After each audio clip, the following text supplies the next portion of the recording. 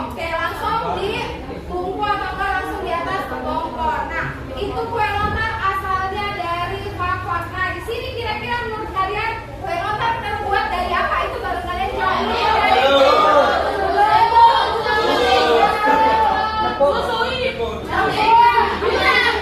Gula, apa lagi? Mentega ya. Nah, itulah bahan-bahan dari pembuatan lontar. Nah, sekarang di sini pertanyaan selanjutnya, untuk menghasilkan kue lontar yang lembut, yang enak, tentu kita perlu perbandingan dari bahan-bahan yang digunakan dan juga harus sesuai dengan cara-cara tertentu agar proses reaksi kimia itu berjalan dengan baik. Contoh, kalau kalian masak sayur, tapi dia punya garam 1 sendok. Enak.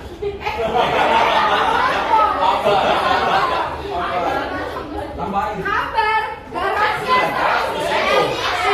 asin. Tentu kita pasti perlu perbandingan masanya supaya apa?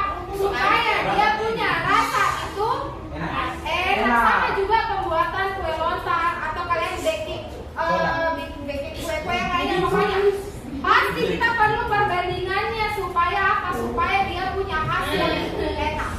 Nah, jadi dari yang tadi Ibu jelaskan, kalian punya tujuan pembelajaran itu dari pendekatan CRT tentang kebudayaan pokoknya. Kalian bisa berdiskusi dan juga memahami tentang, pertama kalian tahu tentang hukum Proust, konsep hukum Proust itu bagaimana. Kemudian kalian bisa menghitung perhitungan kimia dari hukum Proust dengan tepat. Nah, di sini hukum Proust dia bilang begini, hukum Proust atau perbandingan tetap. Dia bilang senyawa kimia itu selalu terbentuk dari unsur-unsur dengan perbandingan massa yang tetap. Jadi sekarang di sini contoh penerapan dan perhitungan hukum Proust. Nah, ini contoh penerapannya. Di sini pupuk amonia atau pupuk amonium nitrat itu selalu mengandung proporsi nitrogen, hidrogen dan oksigen yang tetap. Aplikasinya di sini bisa digunakan untuk menyuburkan tanaman-tanaman yang ada di industri. Jadi contoh misalnya kita pakai pupuk, nah di dalam pupuk itu kan pasti ada campuran-campuran bahan kimia. Perbandingannya itu harus konsisten atau harus tetap. Nah, di sini contoh perhitungan hukum Proust. Kalian tahu Sungai Kapuas? Kira-kira Sungai Kapuas ada di mana? Sungai Kapuas Pangrango. Sungai Kapuas itu ada di provinsi Kalimantan Barat. Nah, jadi Sungai Kapuas itu adalah sungai terbesar yang ada di Indonesia. Dia melewati 5 kabupaten atau kota. Di situ ada apa saja? Ada Kapuas Hulu, ada Sintang, Sekadau, dan Pontianak. Nah, di sini Sungai Kapuas itu dia punya elektrolisis yang tinggi karena merupakan sungai yang terbesar di Indonesia. Sekarang di sini kalian dengan kelompoknya kalian diskusikan mengenai penguraian reaksi dari urea atau pupuk. Nah, dari urea itu kalian coba buat caranya kayak yang Ibu jelaskan di depan. Berkelompok. Kelompok.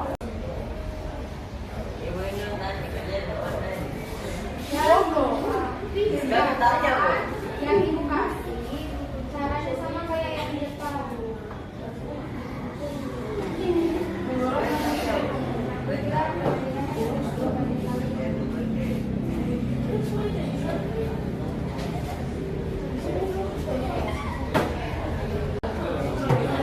Zat yang dipakai itu 18 gram pupuk urea yang terbentuk 24 gram sisa massa amonia 12 gram.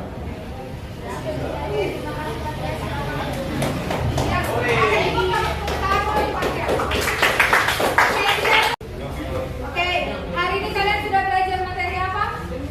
Hukum Proust. Hukum Proust atau perbandingan tetap.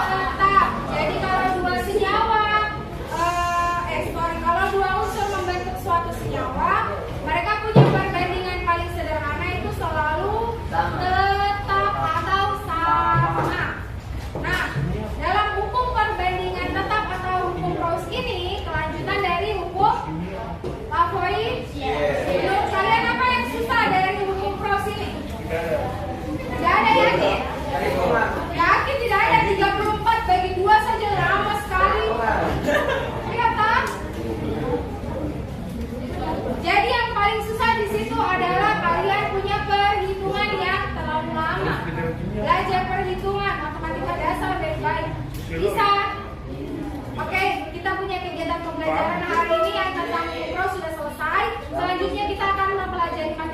yaitu hukum gaya rusak atau hukum perbandingan volume.